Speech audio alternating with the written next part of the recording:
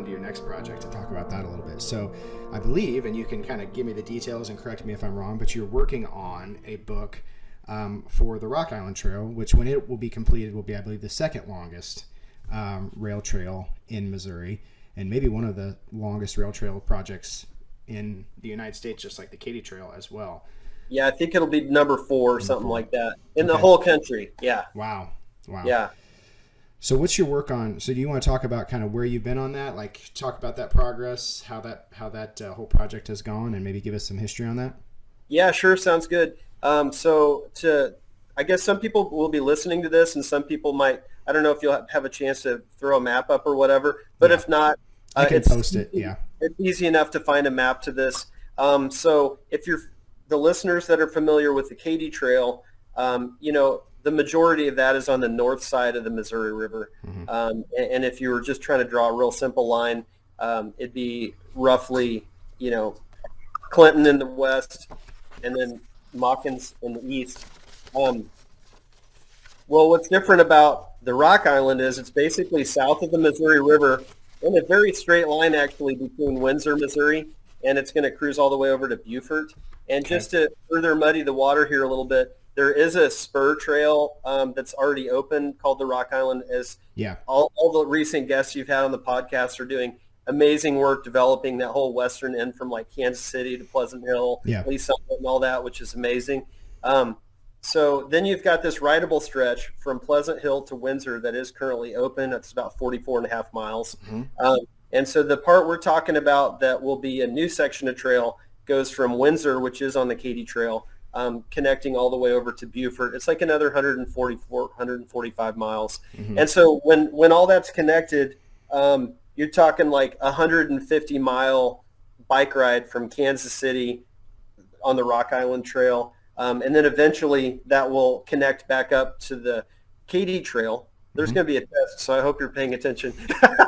It gets a little complicated. But long story I'm short. Put the cheat sheet up on the screen while you're talking. So math is not my strong suit. Where's my coffee? It basically creates it creates a 400-mile loop. And what I'm super excited about is that the Katy Trail, it goes through the river valley. It's relatively flat. You've got these beautiful river views, farm country, prairies, this and that. Well, and then you're going to get on the Rock Island, which is much more in the Ozarks. You're in the upper reaches of the Ozarks. Everybody around here knows what the Ozarks are all about. The topography is a lot more rolling. There's quite a few more tunnels on this thing. You've still got this nice spacing of towns every 10 to 15 miles.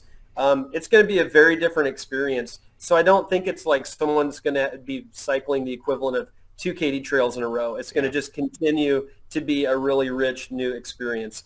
And so what's so cool about this, and I'm working on a guidebook to this trail that isn't even done yet, which seems kind of nuts, but I'm trying to just do my little part to help contribute to the excitement and help generate the buzz around this trail. Mm-hmm. And the crazy thing is, the towns are already there, so obviously it's easy enough to write the histories and whatnot, but a lot of these little towns, like Rosebud's a perfect example, they already have a huge identity around like antiquing, and there's some great restaurants there and stuff. Right. Yeah. So like I'm kind of like writing the histories of all the town as well as all the cool things to do right now.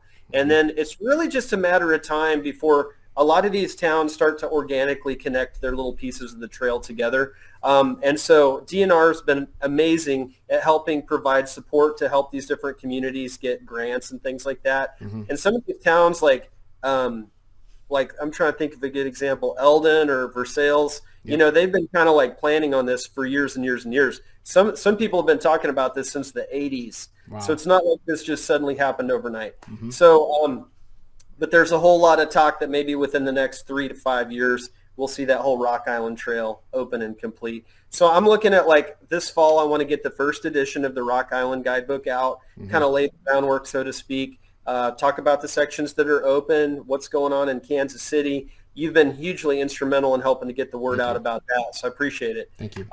And then, as new sections of trail open up, I imagine I'll be updating that guidebook probably every year or two for a while. Yeah. And I just have to say right here, like, to a lot of people, it's just a little gravel path, so it doesn't seem like that big of a deal. But it's like the most to use the fancy words of some economic development folks, like it's like rural economic development.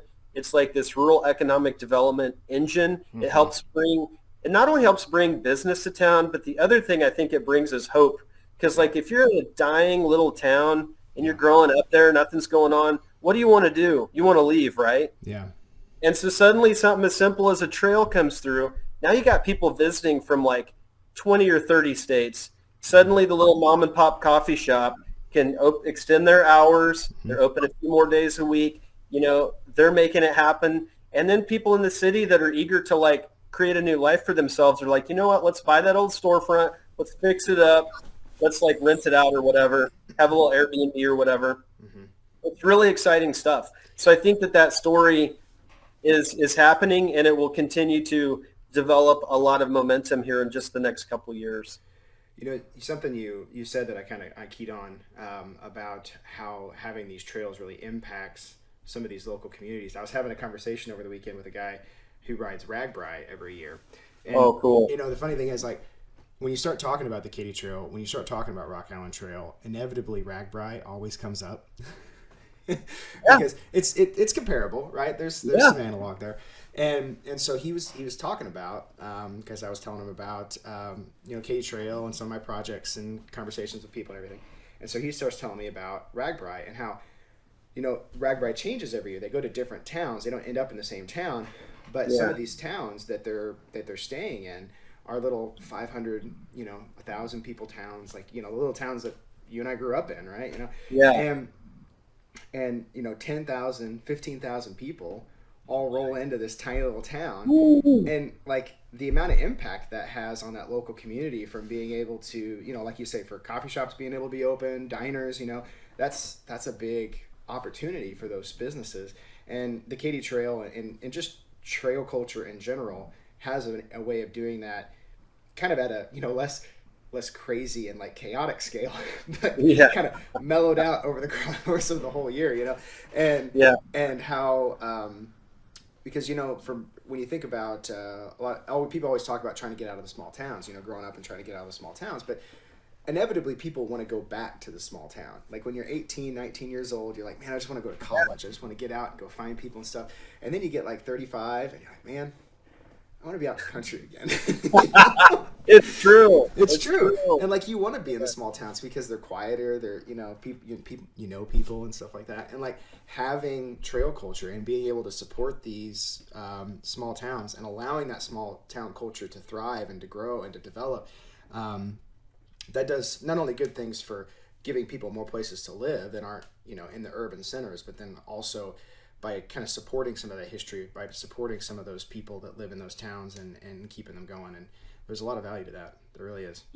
Yeah, and to add on to your point there, I've always thought of Roachport as a garden, and it's allowed me to like plant these seeds for all these ideas, whether it was the bed and breakfast or, you know, I founded Mighty Mo Canoe Rental, and I guided canoe floats on the Missouri River for 15 years.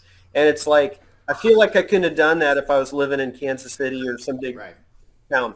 And so I feel like the small town opportunities are really out there for quite a few folks that want to come out and make that adjustment to life or possibly just tour through on their bikes. So it's an exciting time to be in Missouri. It really is. Yeah, it is.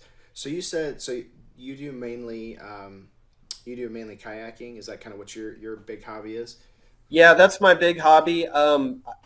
You probably have heard of that MR340 kayak race. I have. It's Yeah. like, Yeah. you know, that could be a great podcast too sometime. I'll tell you what. Okay. Talk about own culture. It's amazing.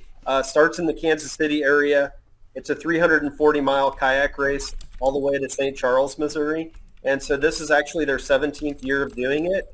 It's a part of Missouri River Relief now. And so they're helping spearhead that coordination now. Mm-hmm. And, you know, we'll have hundreds and hundreds of paddlers from all over the U.S. and beyond that come to Caw Point in Kansas City, Mm-hmm. push off on this race. Starts on a Tuesday, and if you're lucky and you paddle like crazy, you'll be in St. Charles by Thursday night, Friday, Wow. something like that. So, yeah, I've actually been fortunate enough to do that race 7 different times. Like, I just can't get enough. I love it. I love the people. It's like a huge river rat reunion, and I feel like between that and, like, Peddler's Jamboree on the trail, like, it just doesn't get any better than that. Yeah. Yeah. So for that, when you do those kayak events, somebody who's not really doesn't know a lot about kayaking, you can kind of fill me in here. But is that a lot of work, or are you kind of more just kind of letting the flow of the river do the work, or is it a little bit of both? Or I probably depends on who's doing the kayaking, I guess. But Yeah. Yeah, it is. It's kind of like, it's not like your Ozark float where, you're sitting back with a PBR, a cold right, PBR on your right, lap or something. yeah, It's a little more intense in the sense that, like, maybe the Missouri River current is like 3 miles an hour. yeah, And of course, if you were just drifting, that's probably not going to get you there. You pretty much paddle your buns off. You really do. really, And so, but it's kind of, the parallel here with the Katy Trail is I often think of the MR340 kayak race as a everyman's Everest, just like this idea that, like, anybody can do it if they set their mind to it. And I have to say, biking the whole Katy Trail is another everyman's Everest, yeah, or every guy's Everest, yeah, in the sense that, like, the trail and the river both allow normal people to really push to do extraordinary things hmm, that will not only change them forever, but, like, that they'll always identify and connect to our home through those experiences. It's pretty powerful stuff. it is. You